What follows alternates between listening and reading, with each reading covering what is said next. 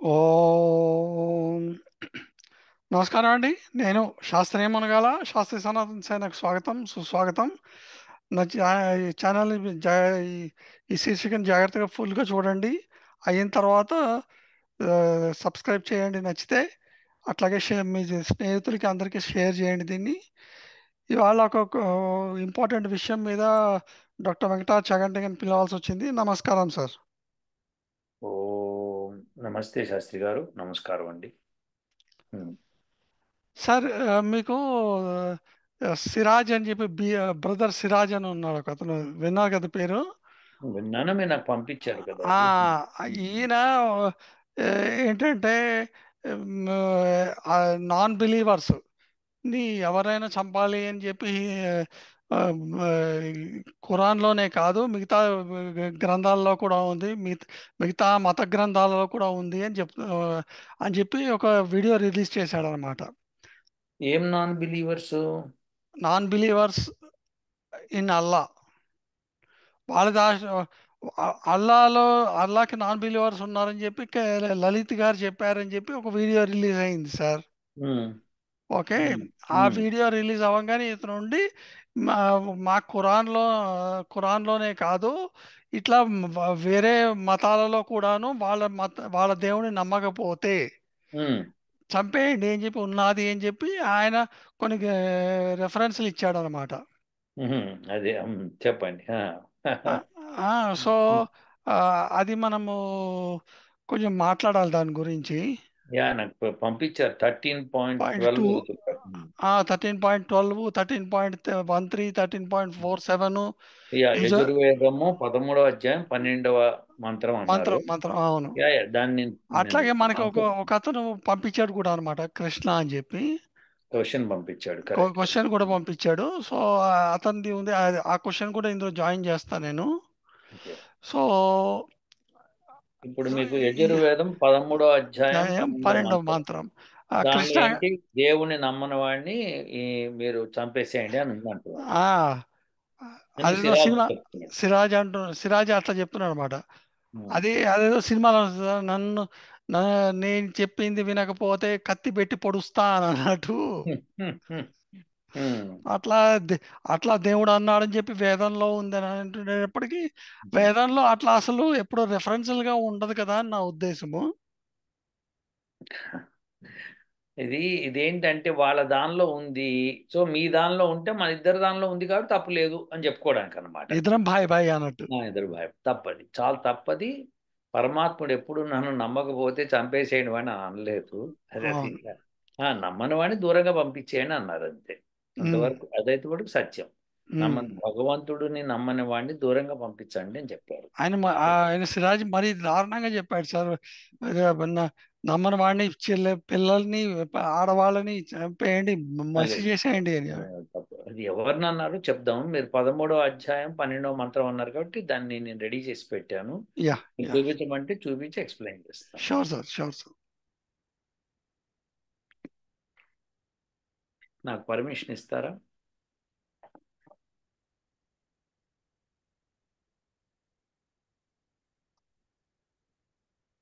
ఇచ్చాను సార్.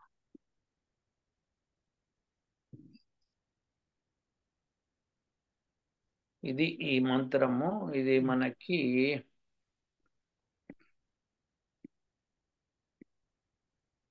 మీకు కనిపిస్తోందా శాస్త్రి గారు? కనిపిస్తోంది సార్. దేవత అగ్ని ఋషి వామదేవ ఛంద భూరిగార్షి పంక్తి స్వర. ఓకే. హ్మ్. తర్వాత ఇప్పుడు ఏంటంటే మ్, మనకి ఈ మంత్రము ఆ, ఇది పైన ఇక్కడ మంత్రం ఇచ్చాను. అవును. అగ్నే స్టార్ట్ అవుతుంది. సో ఉత్ అగ్నే తిష్ట ప్రతి ఆ తనుష్వ ని అమిత్రాన్ ఓషతాత్ తిగ్మహేత ఇతి. తిగ్మహేత అంటే తిగ్మహేతను విడదీస్తే తిగ్మహేతే అవును. యహ నహ ఆరాతిం సమిధానేతి. సం ప్లస్ ఇధాన అంటే సమిధాన అవును. ఇతి అనుండి సమ హ్మ్. ప్లస్ ఇధాన. చక్రే నీచా తం దక్షి అతసం న శుష్కం. ఇది పద విభజన. ఇక్కడ ఇతి అన్నది ఏంటంటే ఇక్కడ తిగ్మహేత. తిగ్మహేతే అని ఉండాలి ఇక్కడ. సో ఇప్పుడు దీనికి ఏంటంటే దాని యొక్క సెపరేషన్ ఎట్లా ఉంది అంటే తిగ్మ ప్లస్ ఇతే హేతే అని ఇతి అని వస్తుంది. అంతేకాని ఇక్కడ ఇతి లేదు ఇక్కడ. సో ఇది మనకి ఎక్స్ప్లెనేషన్ కోసం విడిగా పెట్టింది అనమాట. అవును. అట్లనే సమిధానే, ఇప్పుడు దీనికి సమిధాన అన్నదానికి సమిధాన ఇతి అన్నదానికి సంప్రసిద్ధాన అని చెప్పుకుంటూ వస్తున్నాం. ఓకే, యా యా సరే. ఇప్పుడు ఇదేంటంటే ఉత్ అంటే పైకి లేవటం అనమాట. ఓకే, సో పైన అని అర్థం వస్తుంది. ప్రతితిష్ఠ, తిష్ఠ అంటే కూర్చోవడం. ఓకే, ప్రతితిష్ఠ వ్యాపించి కూర్చున్న, పైకి వ్యాపించి కూర్చున్న అగ్నే. అగ్ని అన్నది సంబోధన విభక్తి, హే అగ్ని అని అర్థం ఉంది. యా అయితే అగ్నిని సంబోధించటం ఏంటి? అగ్ని అన్నది భౌతికం, దాన్ని సంబోధించలేము. మీరు ఒక పెన్సిల్ని పట్టుకొని హే పెన్సిల్ అని అనకూడదు, ఎందుకంటే మీరు దాన్ని సంబోధించినా దానికి రెస్పాండ్ ఉండదు. అవును. కాబట్టి ఇక్కడ ఇక్కడ అగ్ని అన్నది ఎవరు అంటే పరమాత్ముడైనా అయి ఉండాలి, లేకపోతే రాజు అన్న అయి ఉండాలి, లేకపోతే అగ్ని లాంటి వీరపురుషుడైనా అయి ఉండాలి. సో ఈ ఈ ప్రకరణంలో ఈ యొక్క చాప్టర్ మొత్తము రాజు గురించి ఉంటుంది అనమాట. యా సో ఇది రాజు గురించి మాట్లాడుతున్నాం, ఎందుకంటే పైన కూర్చుని వ్యాపించి అంటే మనకి ఎప్పుడు రాజు పైన ఉంటాడు మనందరికీ. అవును. సో అవును. అన్ని వైపుల నుండి, అంటే అన్ని వైపుల నుండి తనుష్వ వ్యాపిస్తున్న, నీ అధికముగా ఉన్న, నీ అన్నది నిపాతం అనమాట, అధికముగా ఉన్న అమిత్రాన్ శత్రువులను, తిగ్మహేతే తీక్షణమైన ఆయుధము నుండి, ఓషతాత్ దహించి వేయుము. ఇక్కడ మనం గమనించాల్సింది ఏంటంటే చాలా జాగ్రత్తగా ఉంచండి, మంత్రం అన్నది ఎంత బ్యూటిఫుల్గా మీనింగ్ చూడండి. అన్ని వైపుల నుండి వ్యాపిస్తున్న అధికముగా ఉన్న శత్రువులు, ఇది శాస్త్రి గారు ఇంపార్టెంట్. అవును. అవును. సో ఇప్పుడు అధికముగా ఉన్న శత్రువులు అంటే ఏంటి? మూకలు అన్నమాట. శత్రు మూకలు విరివిగా మీ మీద పడిపోతున్నాయి అనుకున్నప్పుడు మీరు ఏం చేయాలి? బాబు నాయన అని చెప్పి బుద్ధుడిలా కూర్చొని నమస్కారం చేయకూడదు. అవును. సో అలాంటి వాళ్ళని తప్పకుండా తీక్షణమైన ఆయుధముల నుంచి దహించి వేయాలి, అంటే బాంబులు లాంటివి వేసేయాలన్నమాట వాళ్ళ మీద. తీక్షణమైన ఆయుధం అంటే అదే కదా. అవును. అవును. సో మిజైల్స్ వేసేయాలి, మిజైల్స్ వేసేసి వాళ్ళని దహించి వేయాలన్నమాట. ఇది ఇది మ్యాండేటరీ అని చెప్తున్నాడు పరమాత్ముడు, లేకపోతే వాళ్ళని తినేస్తారు. సో దేర్ ఫోర్ అన్ని వైపుల నుండి వ్యాపిస్తున్న అధికంగా ఉన్న అమిత్రాన్ శత్రువులను. మిత్రాన్ అంటే మిత్రుడు అంటే వేరు, అమిత్రుడు అంటే వేరు. పేరు. అవును. అమిత్రుడు అంటే శత్రువులు అన్నమాట. క్షేత్రం. అవును. శత్రువులు ఎవరికి శత్రువులు? ఇప్పుడు ఇక్కడ మిమ్మల్ని ఏమని సంబోధించాడు రాజుని? హే అగ్ని అన్నాడు. అవును. అగ్ని అంటే ఏంటి? పరమాత్ముడితో సమానం. అంటే ఏంటంటే ధర్మాత్ముడు అయి ఉండాలి. అవును.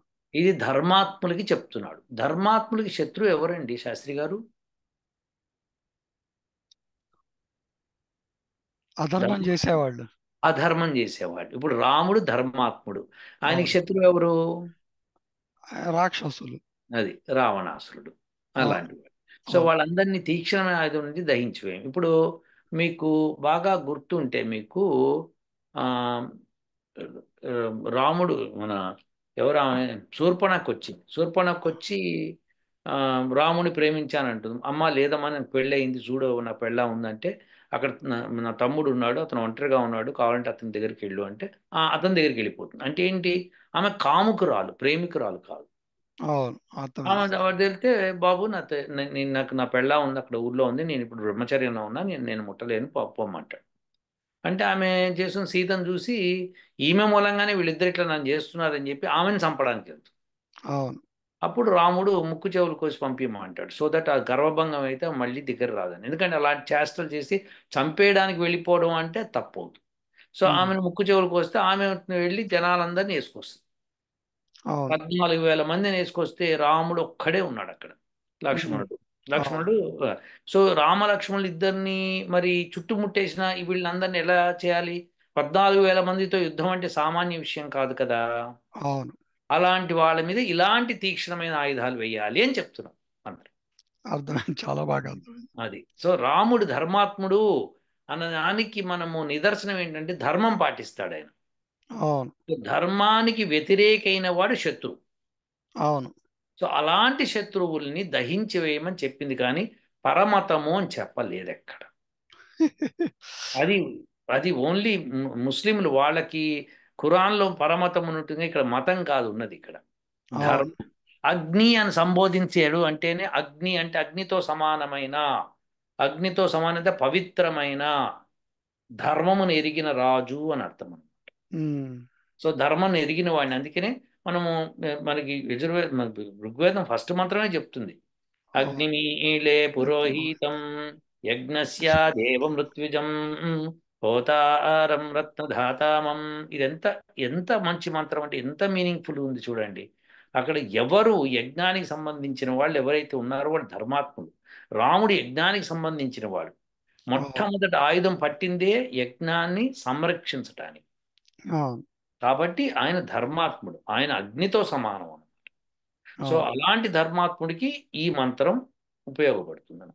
So yeah. అందుకని అలాంటి వాళ్ళని భస్మం చేసేయమన్నాడు, తప్పులేదు. ఇప్పుడు వేదం చెప్పింది అది. అవును. అవును. అలా ఇప్పుడు మూకముడిగా పడిపోవడం ఏంటండి? ఇప్పుడు అవును. నువ్వు శత్రువు ఎట్లుండాలి? ఓకే, ఇతను రాజు, రాజుతో నీ యుద్ధం చేస్తాను, నా సైనికులు ఇది, మీ సైనికులు ఇది, యుద్ధం చేసుకుందాం రండి అవును. అని మీరు ధర్మం పరంగా పిలవాలి. అలా కాకుండా చుట్టుముట్టేశారు మూకలు, అవును. రక్కసి మూకలు చుట్టుముట్టేస్తే మీరేం చేయాలి అప్పుడు? మీరు తక్కువ ఉండి మీరు ఒక్కళ్ళే ఉన్నారు. ఇప్పుడు అగ్ని అనేది ఒక్కడినే సంబోధించాడు చూడండి. అవును. సంబోధించి నీ ఒక్కడికి సంబంధించినప్పుడు, నువ్వు ఒక్కడివే ఉన్నప్పుడు, రాక్షస మూకలు మొత్తం చుట్టుముట్టినప్పుడు, అధర్మపురుల్ని చుట్టుముట్టినప్పుడు నువ్వు వాళ్ళని ఏం చేయాలి అని చెప్తున్నావు. అవును. అవును. సో అందుకనే ఇప్పుడు మోడీ ధర్మపరుడు అనుకోండి, ఆయన ఉమ్, ఆయన చుట్టుముట్టారు అనుకోండి రక్కస ముక్కలు, వెంటనే ఇలాంటి ఆయుధాలతో లేపి పారేయటమే. ఉమ్, అసలు అవును. సంశయించకూడదు. హసీనా పారిపోయి వచ్చింది బంగ్లాదేశ్ నుంచి. అంటే ఆమె ధర్మపరులైతే, ఆమె ధర్మపరురాలైతే నుంచోవాలి అక్కడ. కరెక్టే. నుంచొని రాక్షస ముక్కలు లేపి పారేయాలి. కరెక్టే సార్, కానీ ఆర్మీని ఆమెకి అగెనెస్ట్ అయిపోయారు కదా సార్. అంతే, ధర్మపరం. ఇప్పుడు ధర్మం లేదు అని అర్థం అవుతోంది నాకు. ఎగ్జాక్ట్లీ. ఇప్పుడు ఎగ్జాక్ట్లీ. ఆ దేశంలో మొత్తం ధర్మం లేకుండా పోయింది. అందుకనే ఆమెకి ఆ, ఆమెకి she had no other go. Yeah. నాకు బట్ తెలిసి. ఇప్పుడు మన సైనికుడు ఒకడు ఒక వీడియో తీశాడు. మన సైనికుడు ఒకడు ఉమ్, ఏమన్నాడంటే, ఉమ్, మీరు బంగ్లాదేశ్లో జరిగినట్టు ఇండియాలో జరుగుతుంది అనుకున్నారు, ఇండియాలో జరగాలంటే మమ్మల్ని దాటి రావాలి, ఉమ్. ఒక్కొక్కడిని చీల్చి చెండాడతాము, ఇండియన్ ఆర్మీ సంగతి మీకు తెలియదు అన్నాడు. అంత అసలు అట్లా ధైర్యంగా చెప్పడం అన్నది, కానీ అది మనకి ధర్మపరి కానీ మనకి లక్షణం. శత్రువులు బయట లేరు కదా సార్, మనకి శత్రువులు లోపలే ఉన్నారు కదా సార్. లోపలను కూడా వేసి పారేయాలి, లోపల ఉన్న వాళ్ళు వేసేయాలి, అది కరెక్ట్. ఏదన్నా సరే. ఎందుకంటే అధర్మాన్ని రూపం ఆపితే కానీ ప్రపంచం అంతా మీరు ధర్మం స్థాపించలేరు. అవును. మన దేశంలో అధర్మం ఉంది, దాన్ని రూపం ఆపాలి. ఇప్పుడు ఇప్పుడు ఒకటి అర్థమైంది కదా మీకు, అధర్మపరులు ధర్మపరుడైన ఒక్కడిని చుట్టుముడితే ఏం చేయాలి అంటే, ఇలాంటి తీక్షణమైన ఆయుధాలతో చంపేసేయాలన్నాడు. అవును. భస్మం చేసేయాలి, అంతే, దహించి వేసేయాలి. అవునా? ఇది మ- ఒక పార్ట్ 1 అయింది. ఇప్పుడు ఓకే. దాంట్లో పార్ట్ 2 ఉంది. ఉమ్, ఆ పార్ట్ 2 ఏంటంటే, ఇక్కడ ఉంది చూడండి. ఎవడు మా యొక్క శత్రువును, కర్త, శత్రువుకి కర్త అయిన వాడు ఎవడైతే ఉంటాడో ఉమ్. అతనిని సమ్యక్ తేజోవంతులారా, సమ్యక్ అంటే సమిధాన అంటే, సమ్యక్ అంటే సమానమైన తేజోవంతులారా, క్రింద పడిన ఎండిపోయిన కాష్టం వలె కాల్చివేయము. ఇది రెండో పార్ట్ అన్నమాట. ఏమంటున్నాడు? ఇప్పుడు శత్రువులు చుట్టుముట్టారు కదా మిమ్మల్ని, ఉమ్. దాని అంతటిని వాళ్ళందరినీ రెచ్చగొట్టేవాడు ఒకడు ఉంటాడు, సిరాజులు అంటాడు. ఫైనాన్స్ చేసేవాడు ఒకడు ఉంటాడు. జార్జ్ సారస్. అది మీకు మీకు అర్థం చూడండి. వేదము భూత భవిష్యత్ వర్తమాన కాలాలకి సంబంధించిన ఆ, గ- ఆ, గ్రంథం అన్నమాట. గ్రంథం. సో అవును. ఎవడు మా యొక్క శత్రువుకి కర్తో అతనిని సమ్యక్ తేజోవంతులారా, ఒకే రకమైన తేజం కలిగిన వాళ్ళ, కింద పడి ఎండిపోయిన కాష్టం వలె కాల్చివేయం అతన్ని. అర్థమైందా శాస్త్రి గారు? చాలా బాగా అర్థమైంది నాకు. ఇప్పుడు సిరాజ్ యొక్క అంతరార్థం అర్థమైంది సార్. ఇప్పుడు నేనేమంటున్నానంటే, ఇప్పుడు మీరు ఫలానా జార్జ్ సోరోస్ అని చెప్పారు మీరు. అవును. అతను మన దేశంలో అంటే భారతదేశంలో అలజడి రేపుతున్నాడు అనుకుందాం. అవును. రేపుతున్నప్పుడు అతన్ని ఏం చేయాలంటే, సమ్యక్ తేజోవంతులైన వాళ్ళందరూ, అంటే ఒకే రకమైన తేజవంతులైన వాళ్ళు, అంటే మంచి తేజం కలిగిన వాళ్ళు ఎవరైతే ఆ దేశం యొక్క భద్రత కోరుకుంటున్నారో, వాళ్ళందరూ అతన్ని ఫైనాన్షియల్లీ పీల్ చేసేయాలి. అవును. ఏ రకంగా సరే సరే పీల్ చేసేయాలి. అతను ఫైనాన్షియల్లీ కింద పడేస్తే అతను ఎండిపోయిన కొమ్మలా తయారవుతాడు, అంటే మొత్తం శుష్కించుతాడు అనమాట. అవును. శుష్కము అని చెప్పి క్లియర్గా ఉంది అందులో. అవును. శుష్కింప చేయాలి అతన్ని, శుష్కింప చేసి దహించి పారేయాలి. అవును. అప్పుడు వేరే శత్రువు మళ్ళీ లేవాలి, ఇంకొకరిని రెచ్చగొట్టాలి అనుకుంటే కష్టమవుతుంది. సో అవును. అవును. ఇది రాముడు చేసింది, అదే చేశాడు రాముడు కూడా. ఉమ్. సమ్యక్ తేజు, సమ్యక్ అప్పుడు సమిధాన అన్నదాన్ని వాళ్ళందరూ సమ్యక్ తేజోవంతులు, అందరూ ఒకే రకమైన తేజం కలిగిన వాళ్ళు. అంటే అందరూ ఎవరైతే ఈ యొక్క సుగ్రీవుడు, హనుమంతుడు, జాంబవంతుడు మొదలైన వాళ్ళందరూ ఉన్నారో వాళ్ళందరినీ కట్ట చేశాడు. అవును. అవును. చేసి ఆ రావణాసురుని దెబ్బ కొట్టి కింద పడేసి కాల్చి పారేశాడు. మన సో ఇది దగ్గర మన దగ్గర ఏంటంటే సార్, అంటే నాకు నేను జనాలతో మాట్లాడుతూ దాన్ని బట్టి నాకు అర్థమైంది ఏంటంటే, మనలో ఒకటేంటంటే రాముడు కృష్ణుడు ఉన్నాడా లేడా మనకు తెలియదు అని అనేవాళ్ళు కొంతమంది, ఉమ్, రామాయణం జరిగిందా అనేవాళ్ళు కొంతమంది.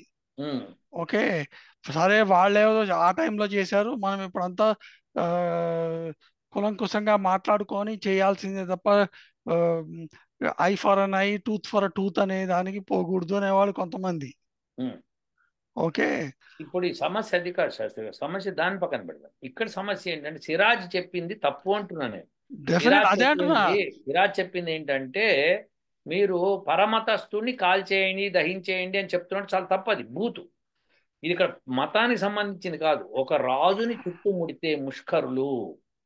నాకు ఇప్పుడు సిరాజ్ యొక్క ట్రూ ఇంటెన్షన్ అర్థమైంది సార్. అతను ఆ మంత్రం చదివాడు, ఇందులో కొన్ని కొన్ని ఆయనకి నచ్చిన ఇంపార్టెంట్ పాయింట్స్ కొన్ని కరెక్ట్ గా చెప్పాడు చూసారా, దహించేయాలి, చంపేయాలి అని అన్నాడు చూసారా. ఉమ్, సో సో ఆయనకి మంత్రం చదివే వాళ్ళు ఎవరో చదివి చెప్పారు. సో ఆయన అందులోంచి కావాల్సినవి తీసుకొని మిగతాది ఆయన కావాల్సింది జోడించి ఇది మంత్రం యొక్క మీనింగ్ అని చెప్పి చెప్పాడు. జనాలు నమ్ముతున్నారు, అది వచ్చిన ప్రాబ్లం. అదే అతను చెప్పినప్పుడు అక్కడ ఎదిరించే వాళ్ళు ఎవరు లేరు కదా. లేరు. మనలాంటి వాళ్ళతో అతను మాట్లాడలేడు కదా. మాట్లాడు కూడా. కాబట్టి అలాంటి వాళ్ళని పక్కన పడేసేసి అతను ఈ మాట అన్నప్పుడు మనం ఇంకో మాట క్లియర్గా మనం కూడా వెరిఫై చేసి చెప్పేస్తే మన అవును. ప్రజల్లో వీళ్ళందరూ తీసుకెళ్ళాలి ముందుకి. ఇప్పుడు హిందువులు దీన్ని ఇప్పుడు ఈ వీడియోని డిస్ట్రిబ్యూట్ చేయాలి అందరికీ. అవును. Distribute exactly. చేసి సిరాజ్ ఎవరెవరైతే చూస్తాం వాళ్ళందరికీ డిస్ట్రిబ్యూట్ చేసి ఎందుకు, నేను చెప్పాలి. సిరాజ్ దాంట్లో నేను పెడతాను ఇప్పుడు ఎట్లాగో దీన్ని కానీ. సరే సరే, తర్వాత సంగతి. కానీ నేనేమంటే హిందువులు చేయాలంటే హిందువులు దాన్ని మనకు తెలుసులే అని వాళ్ళు ఎదవేషాలు వేసి లాస్ట్కి వాడి చేతిలో వాళ్ళలో చిక్కుకుంటుంది. ఎందుకంటే మనం అంతా సెక్యులరిస్ట్ సార్, సెక్యులరిస్ట్ కూడా సెక్యులరిస్ట్. నేనేమంటే శక్తులను పడేసేయండి. నేనేమంటున్నా అంటే మన హిందువులు ఎవరైతే వేదాన్ని నమ్ముతున్నారో, మన గ్రంథాలు నమ్ముతున్నారో, వాళ్ళు చేయవలసిన పని ఏంటంటే అర్జెంటుగా ఈ వీడియోని పాపులరైజ్ చేయాలి. చెయ్యాలి. అవును. అలా చేయకపోతే మీకు అర్థమేముంటుంది ఇంక శాస్త్రి గారు, ఇంత కష్టపడి మీకు చెప్పడం ఇవేముంది అక్కడ. మ- ఎందుకంటే సార్, మీరు ఇప్పటికైనా మనం అర్థం చేసుకోవాల్సింది ఏంటంటే, చెడు చాలా చాలా తొందరగా స్ప్రెడ్ అవుతుంది. సిరాజ్ ఇది ఇది ఛానల్ ఇది మొదలయ్యి ఇప్పటికి 386,000 వ్యూస్ వచ్చాయి. ఉమ్, ఓకే. ఉమ్. మన ఇది ఎన్ని చేసినా కూడాను 20,000, 30,000, లేకపోతే మహా అయితే 1,00,000 దాటుతుంది, అంతే, అంతకు మించి దాటదు. ఎందుకు ఎందుకు చేయరంటే ఇగో ఇలాంటివి ఎక్స్ప్లెనేషన్స్ కంప్లీట్గా ఇస్తుంటే అంత లెందీ ఎక్స్ప్లెనేషన్ మాకు అక్కర్లేదు. సిరా చెప్పినట్టు అది అది కాదు అని చెప్పాలి. అది కాదు అని చెప్తే వాడు చెప్పాడుగా ఉందని అంటే మీరు అది కాదంటే సరిపోదు, మాకు క్లియర్గా క్లారిటీ కావాలంటారు. క్లారిటీగా ఇచ్చామనుకోండి వినే ఓపిక లేదు. లేదు, అది వచ్చిన ఉమ్. అన్నిటి దగ్గర ప్రతి వాళ్ళ దగ్గర సమాధానం ఉన్నాయి. అదే ఇప్పుడు తెలుసుకోవాలి వాళ్ళు. హిందువులు అన్నవాడు హిందూ ధర్మాన్ని, హిందూ శాస్త్రాలని క్షుణ్ణంగా పరిశీలించాలి. నీకు అవును. ఓపిక లేనప్పుడు పరిశీలించి మేము చెప్తున్నప్పుడు దాన్ని తీసుకెళ్ళి ముందుకి. ముందుకే. అవును. అవును. అప్పుడు నువ్వు నిజమైన హిందువు అవుతావు, నువ్వు నీ ధర్మాన్ని నువ్వు రక్షించుకున్నవాడు అవుతావు. అందుకని ఇక్కడ రెండు రకాలుగా ఈ మంత్రాన్ని డివైడ్ చేసి అవును. క్లియర్గా వేద మంత్రం ఎంత స్పష్టంగా ఉందంటే ఒక్కడిని అందరూ చుట్టుపుడుతున్నప్పుడు వాళ్ళందరికీ దహించే బాణాలు వేసి చంపేసేయాలి, మిజైల్స్ అవును. వేసి చంపేసేయాలి.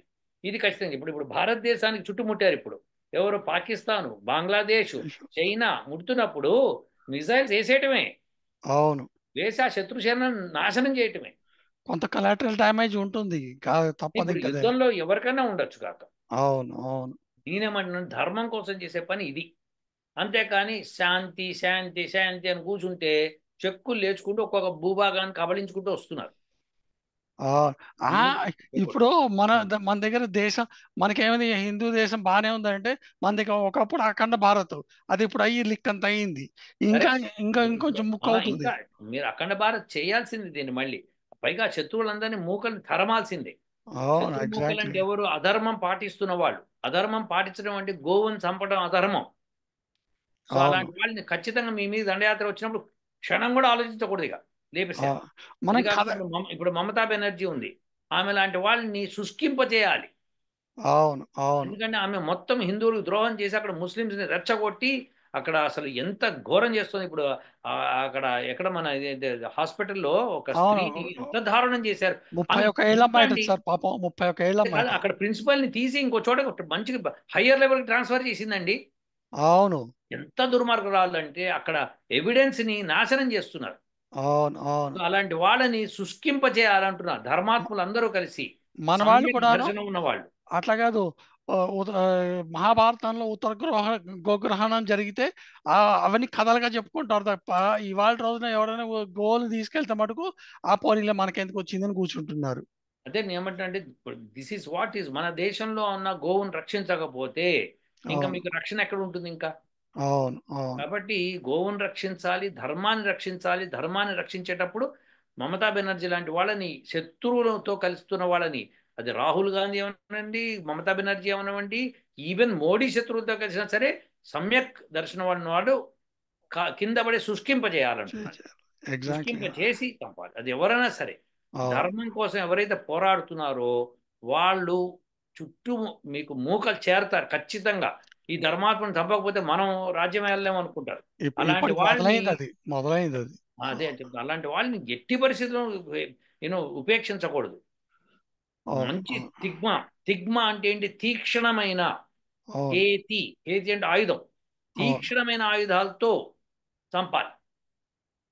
ఓకే, తీక్షణమైన ఆయుధాల నుంచి వస్తున్న మంటలతో చంపాలి, దహించి వేయాలని చెప్పాడు. సో అవును, అవును, మంటలు ప్రొడ్యూస్ చేసే ఆయుధాన్ని ప్రొడ్యూస్ చేయమని చెప్తున్నాడు.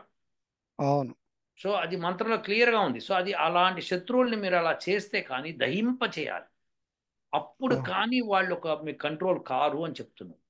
అవును, కానీ అవును, వాళ్ళకి వెన్నుదన్నుగా ఉన్న ఎవడైతే ఉన్నాడో వాడిని శుష్కింప చేసి ఎండుకట్లా చేసి దహించి పారేయాలి. అవును, అవును. అది లేకపోతే మీకు మీకు ధర్మం నిలవదు. సో ఒప్పుకుంటాం. ధర్మం కోసం నిలబడిన వాళ్ళు ఈ పని చేసి తీరాలి. తీరవలే. అది శాస్త్రి గారు. సార్ మిగతా ఇంకో మంత్రాలు కూడా అర్థాలు చెప్పమంటే కానీ వేస్ట్. ఇప్పుడు మనం ఒక మంత్రం సరిపోతుంది. అవును. ఇప్పుడు ఒక మంత్రానికి విరుద్ధంగా రెండో మంత్రం ఉండదు వేదంలో. అది వాళ్ళకి ఎలా తెలియదు ఉంటుంది? అది. ఉండదు కదా. అది వాళ్ళకి తెలియవు అవన్నీ. అందుకనే ఇంకా ఈ వాడికి వాడు ఒకవేళ దీనికి ఏమైనా రిప్లై ఇస్తే అప్పుడు మళ్ళీ మనం చేద్దాంలేండి అది. ఓకే శాస్త్రి. Okay sir. అయితే ఓకే. ఓ